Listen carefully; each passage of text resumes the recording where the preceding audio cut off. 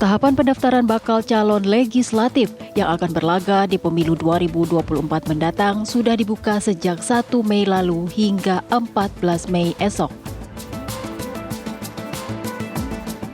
Artinya, hanya tersisa 1 hari bagi partai politik untuk menyerahkan nama-nama kadernya untuk berebut kursi parlemen di tingkat kabupaten, provinsi, hingga DPR RI. Untuk itu, partai tentu sudah mempertimbangkan dengan matang siapa saja kader maupun tokoh yang didaftarkan.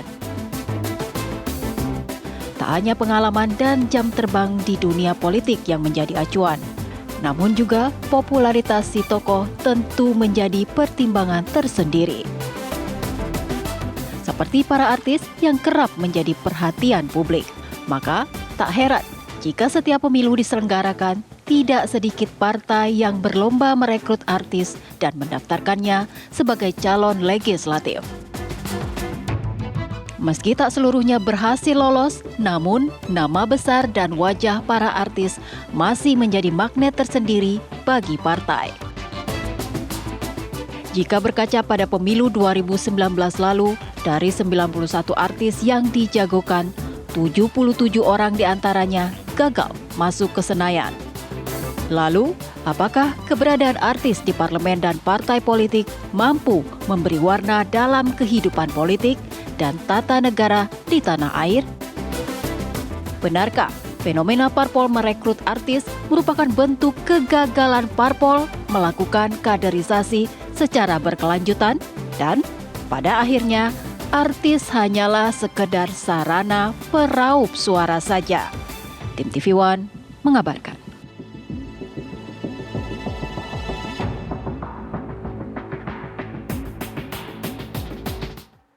Ya, memang tidak ada yang salah pemirsa kalau artis ikut meramaikan kontestasi pemilu pemirsa, khususnya adalah pemilu legislatif, tapi ini memang menjadi sorotan karena lagi-lagi mengenai kinerja atau kenapa mereka diikut sertakan menjadi anggota partai politik, kemudian didaftarkan partai politik untuk ikut nyalek pemirsa. Sementara pasti banyak kader-kader lain yang dianggap lebih mumpuni dibandingkan popularitas sang public figure, artis atau juga tokoh publik ini. Ini akan saya bahas di Apa Kabar Indonesia malam hari ini sambil saya menunggu sejumlah narasumber saya yang datang studio TV One yang nanti akan bersama-sama dengan saya. Nanti saya juga akan berbincang dengan sejumlah narasumber lewat sambungan Zoom. Saya mau sapa terlebih dahulu pemirsa Pak Hamdi Muluk sebagai pengamat psikolog politik kita di sini. Selamat malam Pak Hamdi.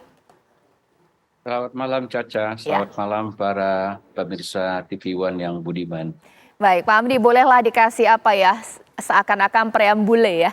Kenapa sih lagi-lagi bahwa artis diikut sertakan dalam kontestasi pileg atau pemilu legislatif? Apakah masih bahwa pemilu ini soal popularitas? Jadi kan gampang, wajah mereka kan ini dikenal publik. Seperti apa?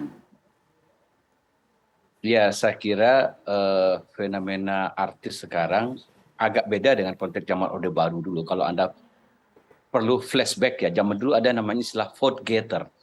Jadi pendulang suara publik, ya, dan itu dilibatkanlah artis-artis berkampanye ataupun bahkan artis-artis itu masuk dalam list untuk jadi caleg. Tapi karena sistemnya proporsional tertutup dan orang memilih partai, biasanya yang akan maju betulan menjadi calon legislatif itu adalah keputusan partai, begitu, karena sistemnya proporsional tertutup. Nah, sekarang sistemnya proporsional terbuka, jadi setiap orang yang ada dalam list yang dicalonkan partai itu, kalau dia mendapat suara terbanyak, itu bisa melenggang menjadi anggota legislatif. Jadi dengan begitu, pesohor-pesohor, selebriti atau artis, ya bahasa Indonesianya pesohor ya, pesohor-pesohor itu ya dia berhasil mendulang suara buat dirinya. Ya, dia mungkin dan bisa memang menjadi anggota legislatif kalau dia memenangkan suara terbanyak gitu dari sekian calon yang ada. Nah, persoalan tadi seperti Anda tanyakan, kenapa misalnya partai-partai selalu tertarik untuk merekrut artis, mungkin bukan lagi sekedar dengan kesadaran vote getter, ya pendulang suara, karena mungkin kalau dia memang mendapat suara terbanyak, dia bisa menjadi calon legislatif itu. betapapun misalnya yang orang concern soal kualitas dia sebagai anggota legislatif itu, apakah betul-betul dia mempunyai seluruh kompetensi, kapabilitas untuk menjadi katakanlah politisi itu ya, anggota legislatif, yang kurang lebih kalau kita berkaca dari semua negara, kompetensi yang minimal yang dia harus kuasai itu biasanya ada persoalan kemampuan intelijensi yang memadai, kemampuan konseptual yang bagus, kemampuan mengerti isu-isu politik, kemampuan untuk membuat kebijakan, melakukan kerja-kerja politik, menggalang komunikasi, punya pemahaman yang cukup terhadap program dan ideologi partai, dan dia sudah terlatih melakukan kerja-kerja politik dari bawah sampai ke atas, baru sebenarnya kita menganggap orang itu kita katakanlah politisi yang cukup mumpuni, dikader oleh partai, dan setelah itu dinominasikan untuk dipilih oleh publik dalam sebuah dapil tertentu. Tentu prosesnya panjang. Ya. Nah, mungkin hari ini yang orang kritik, loh tiba-tiba ini artis ini nggak ada jejak rekam politiknya, tiba-tiba dicalonkan, kan begitu kan? Karena semata-mata dia adalah pesohor yang punya popularitas yang mungkin bisa menarik pemilih untuk memilihnya. Nah, gitu ya.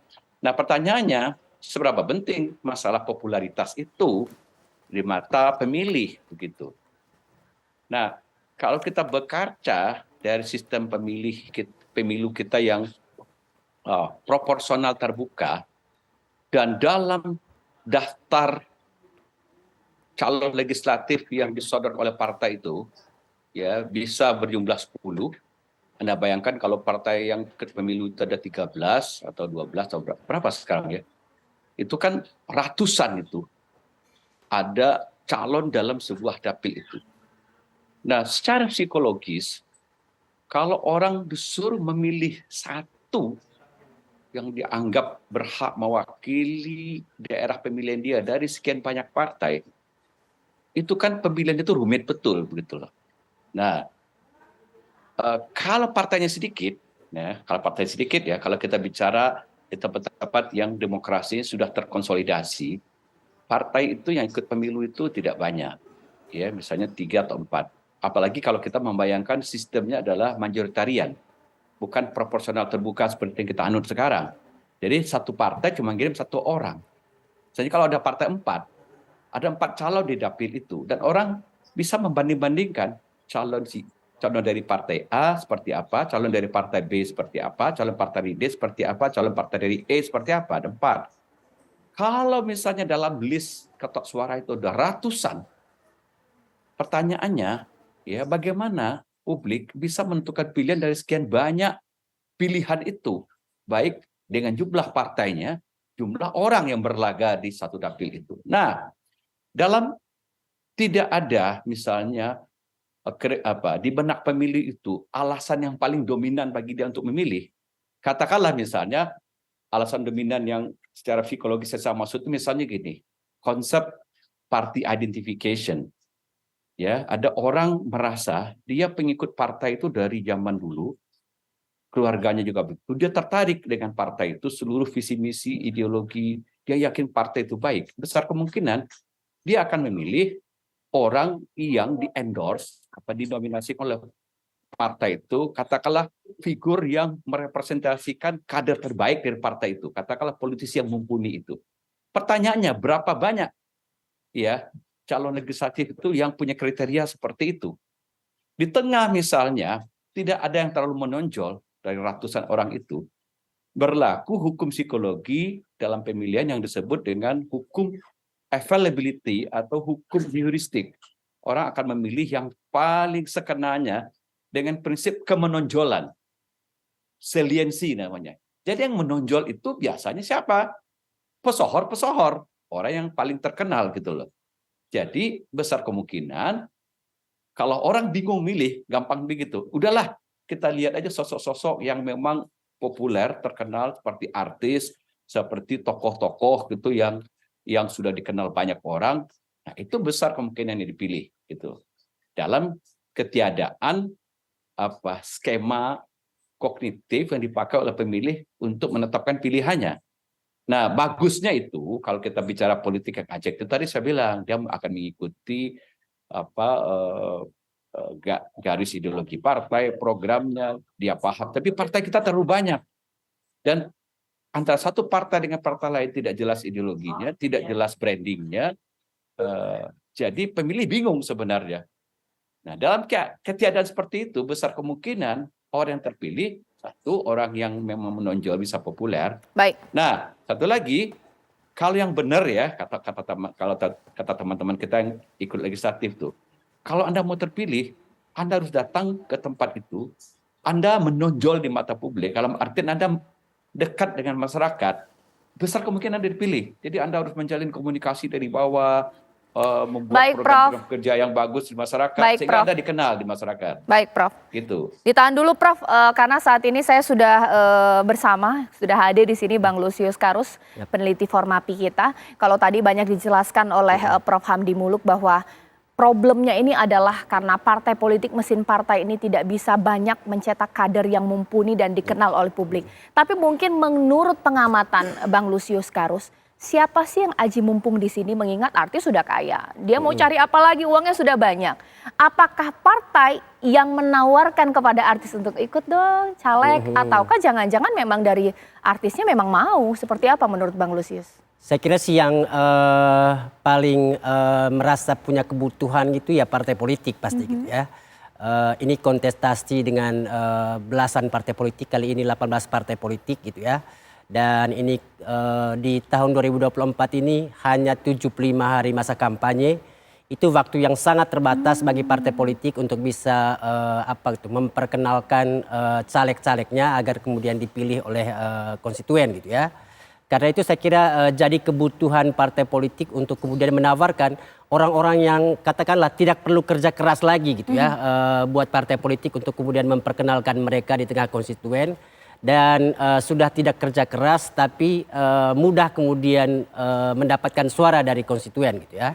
Jadi saya kira ini lebih banyak kebutuhan partai politik gitu ya, dan mereka yang menawarkannya ke para artis gitu ya. Para artis yang melihat ini ada celah untuk kemudian beralih profesi gitu ya. Tanpa harus kemudian kehilangan total profesi lamanya gitu ya. Tetap Karena artis. kan kita tahu betul bahwa saat menjadi anggota DPR juga mereka masih bisa ngartis gitu ya. Jadi saya kira tanpa harus kehilangan profesi lamanya, dia bisa punya profesi baru gitu ya. Gitu. Oke, ini yang ditanyakan, ini yang dikatakan oleh Bang Lusius Karus. Apakah jangan-jangan ini memang karena partainya yang gencar untuk mencari artis yang potensial untuk diajak ikut serta, ikut kontestasi, sementara artisnya nggak tahu nanti kalau terpilih jadi anggota DPR mau ngapain ya, padahal tugasnya banyak. Betul. Nanti saya akan tanyakan, tapi saya mau sapa dulu ini artis yang mau nyalek di pemilu 2024, Uya Kuya. Selamat malam, Bang Uya Kuya. Selamat malam. Oke, nanti kita akan ngobrol-ngobrol ini. Benar nggak ini ternyata partai yang ngerayu atau memang karena mau sendiri? Sesaat lagi di Apa Kabar Indonesia Malam.